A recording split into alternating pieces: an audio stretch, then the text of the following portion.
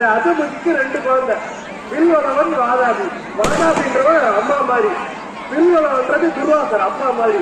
ரெண்டு பேரும் கொடி அரக்கங்க. அவருடைய பசங்க என்ன பண்ணுவானுங்க, முடியர்களெல்லாம் சாப்பிட வீட்டுக்கு கூப்பிட்டு வந்து அவங்க மரியாதை பத்தி முடியர் மாதிரி கூப்பிட்டு வருவாங்க. வாதாபி சாப்பாடா மாறிடும். அவங்க வயிற்றுல போயிட்டு வாதாபியே வாங்கி கொடுத்தாங்கன்னா அந்த முடிவருடைய வயிற்று கூப்பிட்டு வந்துருவாங்க. வாதாபி அந்த முடிவரை ரெண்டு பேரும் சாப்பிடுவாங்க.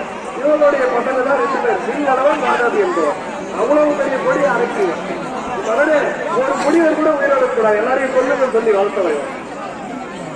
சூரபத்மன் அழித்ததற்கு காரணம் முக்கியம் தான் இந்த அம்மா தான்.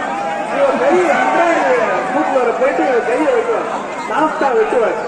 அதுல உருவங்கள் தான் இந்த சூரபத்மனுடைய வரலாறு. அப்படி மிகப்பெரிய பாதைக்கு அஜமுகி இவனால தான் இந்த சூர வம்சமே அழியுது. அவ்வளவு பெரிய சாதகம் செய்தவன் அஜமுகி. சூரபத்மன்